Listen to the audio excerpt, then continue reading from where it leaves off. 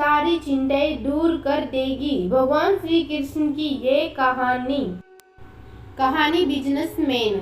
दोस्तों, इस कहानी की शुरुआत होती है एक बिजनेसमैन से जो अपने बिजनेस को लेकर काफी चिंता किया करता था कि क्या होगा आगे आने वाले कल में और कैसे काम आगे बढ़ेगा और उनके इस व्यवसाय को उनका बच्चा संभाल पाएगा या नहीं।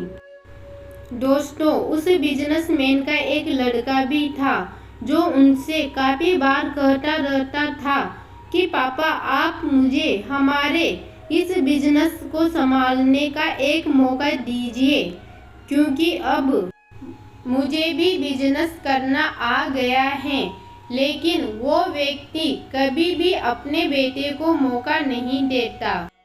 दोस्तों, एक दिन इस बिजनेसमैन को दिल का दौरा पड़ जाता है और इसके चलते उनको हॉस्पिटल में भर्ती किया जाता है। जैसे ही ये खबर उनके बेटे को पता चलती है, उनका बेटा दौड़कर हॉस्पिटल में पहुंच जाता है। डॉक्टर ने उससे ये कहा कि आपके पापा अब पहले से थोड़ा ठीक हैं और धीरे धीरे करके वे अब रिकवर हो जाएंगे। फिर उस लड़के ने अपने एक दोस्त को कॉल करके वहाँ पर बुला लिया। फिर उसका दोस्त वहाँ पर आता है और उससे पूछता है कि क्या हुआ भाई। फिर उस बिजनेसमैन के लड़के ने अपने दोस्त से कहा कि मेरे पापा को दिल का दौरा आया है। इसके बाद उस बिजनेसमैन का लड़का अपने दोस्त से कहता है कि चल ना जरा बाहर चल के आ जाते हैं। जब वो दोनों अस्पताल से बाहर निकले तब उनको एक आइसक्रीम वाला दिखाई देता है। फिर उस बिजनेसमैन के लड़के ने अपने दोस्त से कहा कि भाई आ जाओ, आइसक्रीम खाते हैं।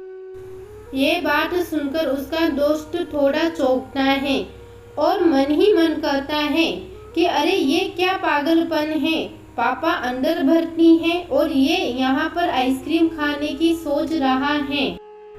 उसने अपने दोस्त से पूछ लिया कि भाई, मुझे समझ नहीं आ रहा है कि तुम्हारे बिजनेस का आगे क्या होगा और तुम्हारे पापा की तबीयत भी ठीक नहीं है और तू यहाँ आइसक्रीम खा रहा है, मुझे कुछ समझ में नहीं आ रहा है। फिर जो ये बिजनेसमैन का लड़का था ना, और उसने जो बात कही उसे आप ध्यान से पढ़िएगा। उसने अपने मित्र से कहा कि मुझे ये मालूम है कि तू ये सोच रहा होगा कि मेरे पापा एडमिट हैं, यहाँ पर आइसक्रीम चल रही है, मजे चल रहे हैं, पर ऐसा कुछ नहीं है। मैं भगवान श्री कृष्ण का बहुत बड़ा भक्त हूँ और उनकी दो बातें हमेशा अपनी जिंदगी में याद रखता हूँ। पहली बात जो हम सबको पता है कि काम करना है और फल की चिंता नहीं करनी है।